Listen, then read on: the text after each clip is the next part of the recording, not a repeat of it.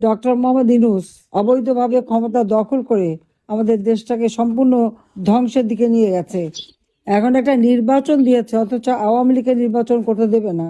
যেখানে 2008 সালে নির্বাচনে আওয়ামী লীগ 48% ভোট পায়, আর আজকে সেই আওয়ামী লীগ বা সমস্ত ভোটারদেরকে বঞ্চিত করতে চাচ্ছে মিথ্যা মামলা দিয়ে, সাজা দিয়ে, নানাভাবে হয়রানি করে আমাদের দেশের সমস্ত মানুষকে আজকে একেবারে বঞ্চিত করে দিচ্ছে।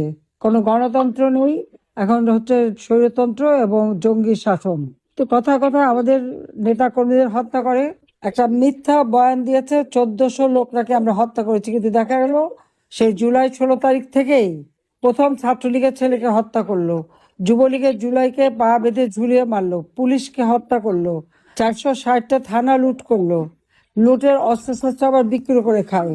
এবং এই অবৈধ অস্ত্র এবং নিয়ে আজকে সারা দেশ একটা জঙ্গির দেশে পরিণত হয়েছে। প্রতিদিন আমাদের কারাগারে মানুষ হত্যা করছে, প্রায় 112 জনকে কারাগারে হত্যা করেছে। এই অবস্থা, মানুষের কোনো মৌলিক অধিকার নাই, গণতান্ত্রিক অধিকার নাই, মানুষের বেঁচে থাকাটাই একটা কঠিন হয়ে গেছে। জঙ্গি ইউনূস, বিএনপি এবং জামাত শিবির এদের দ্বারা ইউনিয়ন, ওয়ার্ড, জেলা, উপজেলা নেতাকর্মীদের ঘর বাড়ি জ্বালিয়ে পুড়িয়ে ছারখার করে দিচ্ছে। কথায় কথায় মানুষ হত্যা করছে। মা বাবা ভাই বোন কাউকে ছাড়ে না, এমনকি শ্বশুর বাড়ির লোকও ছাড়ে না। সবার বিরুদ্ধে মিথ্যা মামলা, হয়রানি, কেউ ঘরে থাকতে পারে না। মাসের পর মাস আমাদের ছেলেপেলেরা মানে মাঠে ঘাটে কোথায় থেকে যাচ্ছে, থাকা নাই, খাওয়ার জায়গা নাই। এই অবস্থার মধ্যে দিয়ে দেশ চলছে। এই অন্ধকার যুগ থেকে বাংলাদেশকে বের করে আনতে হবে। আমরা বলেছি আমরা নির্বাচন করতে চাই। বিএনপি সবসময় নির্বাচন বর্জন করেছে, আমরা বয়কট করি না, আমরা নির্বাচন করতে চাই। আওয়ামী লীগের উপর থেকে যে আওয়ামী লীগের যে নিষেধাজ্ঞা, সেই নিষেধাজ্ঞা প্রত্যাহার করতে হবে। আওয়ামী লীগের উপর থেকে নিষেধাজ্ঞা তুলে নিতে হবে, আওয়ামী লীগকে ইলেকশন করতে দিতে হবে। কারণ আওয়ামী লীগ এদেশের একমাত্র সংগঠন, যে সংগঠন 1949 সালে এই সংগঠন প্রতিষ্ঠিত হয়। এই সংগঠনের মাধ্যমে জাতির পিতা বঙ্গবন্ধু শেখ মুজিবুর রহমান বাংলাদেশের মানুষকে স্বাধীনতার চেতনায় উদ্বুদ্ধ করে দেশের স্বাধীনতা এনে দেন। আওয়ামী লীগ কখনোই নির্বাচন ছাড়া ক্ষমতায় যায়নি। প্রতিষ্ঠা লগ্ন থেকে এ পর্যন্ত হিসাব করে দেখা যায় যে 13টা নির্বাচন হয়েছে, সে পাকিস্তান আমলে এবং বাংলাদেশ আমলে। 9 বার আওয়ামী লীগ সরকার গঠন করেছে জনগণের ভোটে নির্বাচিত হয়ে। আর অপরদিকে ওই বিএনপি অথবা অন্যান্য দল যা আমরা দেখি, 1975 সালে 15ই আগস্ট জাতির পিতা বঙ্গবন্ধু শেখ মুজিবুর রহমানকে হত্যা করে, এই যে হত্যাকু ষড়যন্ত্রের মাধ্যমে যে ক্ষমতা দখলের পালা, তারপরে এদেশে মানুষের জীবনে শান্তি ছিল না, উন্নতি ছিল না। অথচ একটা যুদ্ধ বিধ্বস্ত দেশ গড়ে তুলে জাতির পিতা বাংলাদেশকে স্বল্পোন্নত দেশে উন্নীত করে গিয়েছিলেন। আপনারা দেখেছেন যে জিয়াউর রহমান ক্ষমতা আসার পর এই জামাত শিবির, যারা পাকিস্তানি হানাদার বাহিনীর দোসর ছিল, আলবদর রাজাকার বাহিনী গঠন করে মেয়েদেরকে সেনাবাহিনী ক্যাম্পে দিয়ে তাদের উপরে নির্যাতন, ঘরবাড়ি লুটপাট, আগুন দেওয়া, পোড়ানো, এই তাদেরকে আবার রাজনীতি করার সুযোগ, ভোটের অধিকার সুযোগ দিয়েছিল।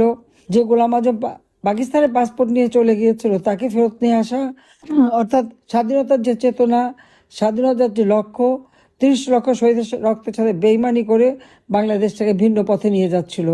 আওয়ামী লীগ সরকারে আসার পর বাংলাদেশের মানুষের ভাগ্য পরিবর্তন হয়। 21 বছর পর আমরা সরকার গঠন করার সুযোগ পেয়েছিলাম। বাংলাদেশের মানুষের প্রত্যেকটা মৌলিক চাহিদা আমরা পূরণ করেছি, দেশকে উন্নত করেছি, মানুষের জীবনে শান্তি নিরাপত্তা দিয়েছি, জঙ্গিদের দমন করেছি, জঙ্গিদের হাত থেকে দেশকে আমরা রক্ষা করেছিলাম। কিন্তু সেই জঙ্গিদের সাথে নিয়েই ইউনূস যে এত মিষ্টি ভালো ভালো কথা বলতো, কিন্তু সে যে একটা চোর এবং সে যে জঙ্গিদের সাথে নিয়ে চলতো, এবং 6,000 টাকা বেতনের গ্রামীণ ব্যাংকের এমডির হাজার হাজার কোটি টাকার সম্পদ, হাজার হাজার কোটি টাকা সম্পদ দেশে বিদেশে বিভিন্ন জায়গায় কোথা থেকে পেল সে? এই প্রশ্নের উত্তরটা কখনো কেউ করে না। কেন করেনি আমি জানি না, কিন্তু আজকে যদি আমি দেখি সমস্ত জায়গায় তার কোথায় না সম্পদ আছে। সেই Luxembourg, France, Germany, Italy, Spain, America, পৃথিবীর বিভিন্ন জায়গায় সে সম্পদের পাহাড় গড়ে তুলেছে। কার টাকা? কোথেকে পেল টাকা? 6,000 টাকা বেতনের কর্মচারী এত টাকা আসে কোথা থেকে? কাজে এরা মানুষের রক্ত চুষে খাওয়া, আর নিশ্চয় কোনো 2 নম্বরই ব্যবসা ট্যাবসা তার আছে, হয় অস্ত্র চোরা কারবারি, নইলে বাংলাদেশের জঙ্গিদের দমন করলাম, সমস্ত চোরা কারবারিদের সে ছেড়ে দিল। যত অস্ত্র চোরা কারবারি, জঙ্গি, সন্ত্রাসী, খুনি, তাদেরকে সব ছেড়ে দিল, ছেড়ে দিয়ে জেলখানা ভরে ফেলেছে আওয়ামী লীগের নেতা কর্মীদের। অকথ্য নির্যাতন চলছে জেলখানা আমাদের নেতা কর্মীদের উপর, ঠিকমতো খাবার দেয় না, তাদের তাদের স্লো পয়জনিং করে মেরে ফেলা হচ্ছে, তাদের উপর এমন অত্যাচার করে যে তারপরে যখন মুমূর্ষু অবস্থায় তাদেরকে হাসপাতালে নিয়ে যায়, এই মুমূর্ষু রোগীর হাতে হ্যান্ডকাপও পরিয়ে দেয়।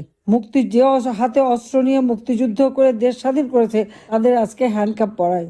আর যারা এদেশের স্বাধীনতা বিরোধিতা করেছে এবং মা বোনদের পাকিস্তানি হানাদার বাহিনীতে তুলে দিয়েছে, বুদ্ধিজীবী হত্যা করেছে, গণহত্যা চালিয়েছে, আজকে তাদের গলায় ফুলের মালা ওঠে আর আমাদের মুক্তিযোদ্ধাদের অপমাননা করে, সমস্ত স্মৃতির জন্য মুছে দিয়েছে। এই তারেক রহমান 32 নম্বর আগুন দিয়ে পুড়িয়েছে। যুবদলের সেই কি রোমান হাওলাদার, সে প্রথম আগুন দেয়, এরপরে তো ইউনূসের বাহিনী আছেই, তারা যে 32 নম্বর বারবার 32 নম্বর উপর হামলা, আগুন দিয়ে পুড়িয়েছে, লুটপাট করেছে। ওর ইট কাঠেও তাদের ভয়, কোনো কিছু হলেই সেখানে আগে ছুটে যায়, সেখানে আবার আগুন দেওয়া, আবার ভাঙা, এদের ভাঙার আর শেষ হয় না। বাংলাদেশটাকে ভেঙে দিচ্ছে, দেশের মানুষের জীবনটা ভেঙে তছনছ করে দিচ্ছে। আর 32 নম্বর তো ভেঙেছে এবং মুক্তিযুদ্ধের সব স্মৃতি ছিল। আর আমাদের তো কিছুই নাই। আমাদের যেখানে মানে গণভবন তো এটা তো সরকারি ভবন, কিন্তু আমাদের যা কিছু ছিল সব লুটপাট, মানে আমাদের যেখানে যা ছিল আওয়ামী লীগের প্রত্যেকটা মানুষের বাড়ি লুটপাট করেছে। এরা লুটপাট চুরি ছাড়া আর কিছু জানে না। আজকে নির্বাচন নামে প্রহসন করে তারা ক্ষমতায় যেতে চায়, জনগণের ভোটের অধিকার হরণ করতে চায়। কাজে এই অবস্থা থেকে দেশকে মুক্ত করতে হবে। যে আমাদের কথা স্পষ্ট, আওয়ামী লীগের উপর থেকে এই নিষেধাজ্ঞা প্রত্যাহার করতে হবে, আওয়ামী লীগকে নির্বাচন করার সুযোগ দিতে হবে। আমি ডক্টর ইউনূসকেই চ্যালেঞ্জ করি, সে আসুক না, ইলেকশন করে দেখুক, জনগণের ভোট নিয়ে ক্ষমতা যাক। কাজে এ লোকটা আমাদের দেশটাকে ধ্বংসের দিকে নিয়ে গেল। তার দোসর হলো এই জিয়াউর রহমান, যেটা রেখে গেছে তার সন্তান, যে 17 বছর পর যে মুচলেখা দিয়ে চলে গিয়েছিল জীবনে রাজনীতি করবে না, 17 বছর পরে দেশে ফিরে এসেছে। আর সেই সাথে জামাত, শিবির, এনসিপি পার্টি নামে আরেকটি পার্টি, যত জঙ্গি এরা সব এক হয়েছে। কারণ তারা জানে যে আওয়ামী লীগ ইলেকশন করলে জনগণ আওয়ামী লীগকে ভোট দেবে, তাই কিভাবে সে ভোট চুরি করবে এখন সেই তালে আছে। কাজে এই অবস্থার থেকে দেশকে মুক্ত করবার জন্য আমি সবাইকে আহ্বান জানাই, এবং যে যেখানে আছেন আপনারা ওখানে স্থানীয় রাজনীতিবিদ, সরকার, তাদের সামনে তুলে ধরতে হবে যারা কত ফ্রড আর আওয়ামী লীগের নামে মিথ্যা কথা বলেছে। 1400 লোক নাকি আমি হত্যা করেছি। 1400 লোক কোথায় হত্যা করলাম? তারা বলল, জাতিসংঘ আবার সেই রিপোর্ট লিখলো, অথচ দেখা গেল মাত্র 600 জনকে তারা আর্থিক সহায়তা দিয়েছে, প্রজ্ঞাপন জারি করেছে 800 জনের। তো বাকি কারা?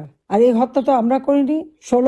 15 জুলাই থেকে যত হত্যাকাণ্ড, অগ্নিসন্ত্রাস যারা করেছে সবই তো ইউনূসের বাহিনী, যে ওই জামাত, শিবির, এনসিপি সমন্বয়ক, এবং তাদেরকে ইন্ডেমনিটি দিয়েছে। যারা অপরাধী বলেই তো ইন্ডেমনিটি দেওয়া হলো, অপরাধী না হলে তার ইন্ডেমনিটি দিত না। এটা তো বাস্তবতা, এটা সবাইকে মনে রাখতে হবে যে এইভাবে ইন্ডেমনিটি দিয়েছে। আর যত মামলা আওয়ামী লীগ নেতাদের বিরুদ্ধে, কর্মীদের বিরুদ্ধে, এবং সেটা সারা মানে বিশ্বজুড়ে অপপ্রচার চালাচ্ছে। কাজে অপপ্রচার যাতে না করতে পারে তার জন্য এবং সঠিক তথ্যটা সবাইকে তুলে ধরতে হবে। কাজে আপনারা সবাই ভালো থাকেন, সুস্থ থাকেন। আবার আমি শুভেচ্ছা জানাচ্ছি সবাইকে ধন্যবাদ। ইনশাআল্লাহ এই অন্ধকার কেটে যাবে, বাংলাদেশের মানুষের জীবনে আবার ফিরে আসবে। আমরা 15 বছর 7 মাস একটানা সরকার থেকেছি, বাংলাদেশে আর কোনো সরকার এতদিন থাকতে পারে নাই, যার জন্য আজকের বাংলাদেশ বদলে যাওয়া বাংলাদেশ, উন্নয়নের বাংলাদেশ। কিন্তু দুর্ভাগ্য আমাদের যে সেই বাংলাদেশটাকে আজকে এই ইউনূস, তারেক জিয়া আর ওই জামাত ইসলামী মিলে ধ্বংস করে দিয়েছে। কাজে ধ্বংসের হাত থেকে দেশকে আবার উদ্ধার করতে হবে, মানুষের জীবনে শান্তি, নিরাপত্তা আনতে হবে, মানুষের মৌলিক অধিকার ফিরিয়ে দিতে হবে, গণতন্ত্র প্রতিষ্ঠা করতে হবে। আওয়ামী লীগের সকল নেতা কর্মী এবং 14 দল মুক্তিযোদ্ধা যাদের বিরুদ্ধে যত মামলা দিয়েছে, সেই সাবেক চিফ জাস্টিস থেকে শুরু করে সেনাবাহিনী অফিসার, পুলিশ, তাদের বিরুদ্ধে যত মামলা, সব মামলা প্রত্যাহার করতে হবে এবং সকলকে কারাগার থেকে মুক্ত দিতে হবে। বিনা বিচারে, বিনা কারণে মামলা দিয়ে সবাইকে হয়রানি করা। মোট 10 কাঠা জমির জন্য আমাদের বিরুদ্ধে মামলা দিয়ে 6 বছর 7 বছর করে এক একজনের শাস্তি দেয়। তো ইউনূসের যে 4080 কাঠা জমি, তার কয়বার শাস্তি হবে সেটা একটু বিচার করে দেখেন। একটা দুর্নীতিবাজ, চোর আজকে দেশটাকে ধ্বংসের দিকে নিয়ে গেছে। তো সবাই ভালো থাকেন, সুস্থ থাকেন। ইনশাল্লাহ জনতার জয় হবে। খোদা হাফেজ। জয় বাংলা, জয় বঙ্গবন্ধু।